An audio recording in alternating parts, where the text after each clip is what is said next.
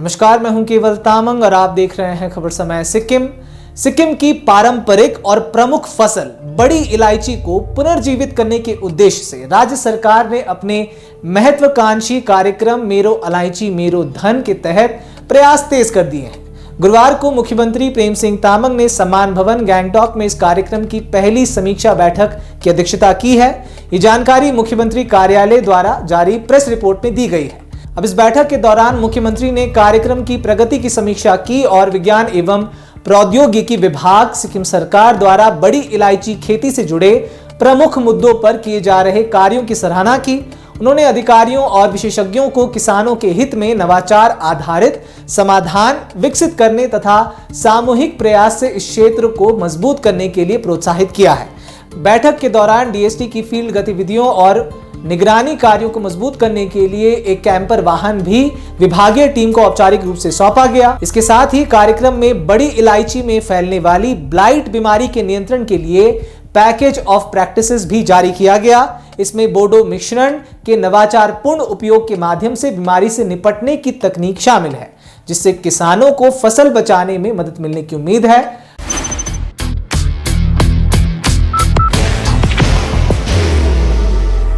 There will only be one insignia. कार्यक्रम के तहत कृषक इलायची प्रयोगशाला जो कि फार्मर्स फील्ड लैब्स, इसे भी स्थापित करने के लिए टोकन भी वितरित किए गए। साथ ही पार्टिसिपेटरी प्लांट ब्रीडिंग प्रोग्राम के अंतर्गत 10 प्रगतिशील किसानों को 50,000 रुपए की वित्तीय सहायता भी दी गई, ताकि किसान स्वयं खेती में प्रयोग और नवाचार कर सके। इस बैठक में किसानों ने अपने अनुभव साझा किए और खेत स्तर पर आने वाली चुनौतियों पर चर्चा की। इस दौरान विज्ञान एवं प्रौद्योगिकी विभाग के प्रधान सचिव डॉक्टर संदीप तांबे ने साइंस टू पॉलिसी सजेशंस विषय पर प्रस्तुति दी, जिसमें इलायची खेती से जुड़े वैज्ञानिक और नीतिगत पहलुओं और सुझाव दिए गए। मुख्यमंत्री ने इस विषय पर कहा कि किसानों और विशेषज्ञों से सीधे संवाद सरकार के लिए बेहद उपयोगी है और उनके अनुभव भविष्य की नीतियों को दिशा देंगे। उन्होंने राज्य सरकार की प्रतिबद्धता दोहराते हुए कहा कि विज्ञान, नवाचार और सामुदायिक सहयोग के माध्यम से सिक्किम के इलायची किसानों के लिए बेहतर और समृद्ध भविष्य सुनिश्चित किया जाएगा। सिक्किम में अगर वर्तमान में बड़ी इलायची के उत्पादन की अगर हम बात करें तो इसमें भारी गिरावट देखने को मिली है। राज्य के प्रमुख अंग्रेजी दैनिक सिक्किम एक्सप्रेस में प्रकाशित एक रिपोर्ट के अनुसार सिक्किम कभी बड़ी इलायची का प्रमुख उत्पादक राज्य था, जहां विशेष रूप से पश्चिम और उत्तर सिक्किम के हजारों किसान इस नकदी फसल पर निर्भर थे। रिपोर्ट के मुताबिक जलवायु परिवर्तन से उत्पन्न बीमारियों ने पिछले वर्षों में इलायची उत्पादन को गंभीर रूप से प्रभावित किया है। पहले लगभग 25,000 हेक्टेयर भूमि पर इलायची की खेती होती थी, वर्तमान में यह घटकर लगभग 12,500 हेक्टेयर रह गई है। वार्षिक उत्पादन 5,152 मीट्रिक टन से घटकर करीब 2,500 मीट्रिक टन ही रह गया है। बीते कल आयोजित पहली समीक्षा बैठक में डीएसटी की प्रस्तुति में बताया गया कि फंगल लीफ ब्लाइट रोग इस गिरावट का प्रमुख कारण रहा है, जिसकी घटनाएं पिछले 20 वर्षों में लगभग दोगुनी हो गई हैं। इस बीमारी के लगभग 2/3 मामले पौधों के लिए घातक साबित होते हैं और कई बार पूरे बागान नष्ट हो जाते हैं। इसके अलावा मजदूरों की कमी, पौधों की गुणवत्ता, मिट्टी की उर्वरता में गिरावट और सर्दियों में सूखे की समस्या भी उत्पादन घटने के कारण बताए गए हैं। विशेषज्ञों ने नीति स्तर पर कुछ सुझाव भी दिए हैं, जिनमें सर्दियों में पानी उपलब्ध क्षेत्रों में ही नई खेती को प्रोत्साहन, स्प्रिंकलर सिंचाई का समर्थन, मिट्टी की अम्लता की जांच, नियंत्रित तरीके से बोडो मिक्स का उपयोग जैसे उपाय शामिल हैं। बाहर की भागदौड़ अब नहीं तोड़ेगा आपके घर का सुकून। SBM गोल्ड UPVC विंडोज, आपके घर का सुकून। इसी के साथ बीते दिन ही एक और महत्वपूर्ण खबर इसी विषय में सामने आई है, क्योंकि इसी दिन संसद के उच्च सदन में यानी कि राज्यसभा में भी सिक्किम की बड़ी इलायची खेती का मुद्दा उठा है। सिक्किम से राज्यसभा सांसद DT लेप्चा ने राज्यसभा में कहा कि इलायची उत्पादन में गिरावट से किसानों की आजीविका प्रभावित हो रही है।